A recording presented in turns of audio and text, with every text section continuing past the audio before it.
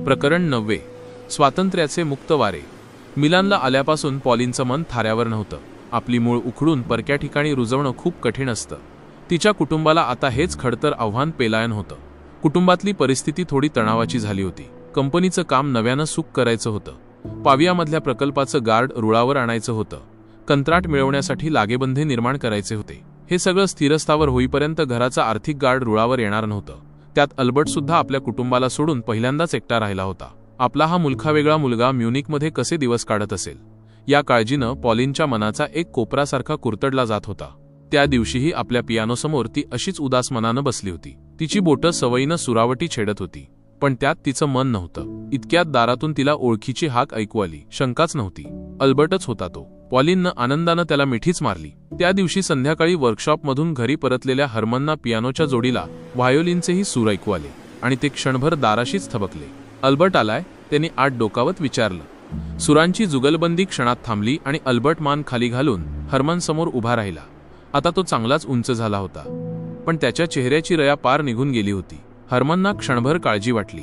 सुट्टीवर आलायस? हर्मननी विचारलं. नाही, जिम्नॅशियम सोडलं मी. आता परत नाही जाणार तिथे. मला इथे तुमच्या सगळ्यांबरोबर राहायचं आहे. राहू ना? पण इथे राहून करणार काय? तुमच्या फॅक्टरीत काही दिवस काम करेन आणि कुठच्या तरी महाविद्यालयामध्ये प्रवेश मिळेलच मला. पण प्लीज मला परत पाठवू नका. भी नाही एकटा राहू शकणार तिथे.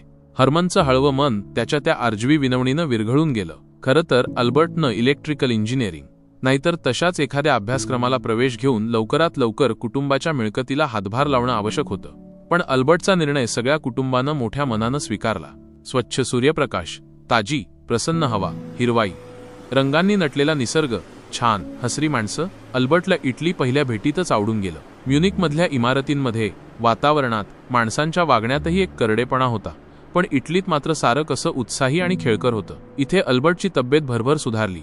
मनावरची मरगळ पार निघून गेली. Michael Angelo, Leonardo da Vinci यांसारख्या प्रतिभावंताची शिल्प चित्र पाहताना कलेच्या अफाट जगाशी त्याचा पहिल्यांदाच जवळून संबंध आला. इथल्या ऐतिहासिक वास्तू, समृद्ध कलादालनं, संग्रहालय, निसर्गरम्य ठिकाणं, रस्त्यांमधून कधीही लहरत कानांवर येणारे संगीताचे स्वर, छान छान चवींचे इटालियन पदार्थ, हे सगळंच त्याच्या तरुण मनाला विशेष सुंदर भासत होतं. अल्बर्टनं ते सारं खूप उत्कटतेनं अनुभवलं. कानांत वारं भरल्यासारखा आल्प्सच्या पर्वतराजींमध्ये तो मनसोक्त भटकला. नातेवाईकांना भेटण्याच्या निमित्तानं दूर दूर फिरून आला. त्याचं तोंडातल्या तोंडात बोलणं, गप्प राहणं, सगळं काही बदलून गेलं. आणि पाहता पाहता त्या अबोल मुलाची जागा एका हसऱ्या, खेळकर, आत्मविश्वासानं इतरांशी बोलणाऱ्या मुलानं घेतली. दरम्यानच्या काळात आईन्स्टाईन कुटुंब मिलानहून पावियामध्ये राहायला आलं होतं. अल्बर्टची भटकंती थांबण्याची चिन्ह दिसेनात. तसं एक दिवस हर्मननं त्याला जवळ बसवून घेतलं आणि त्याच्या उडाणटप्पूपणाबद्दल थोड्या परखडपणेच कान उघडणी केली. आपल्या मनात आकाराला येत असलेली एक योजना अल्बर्टनं त्यावेळी वडिलांना सांगून टाकली. योजना अगदी नामी होती.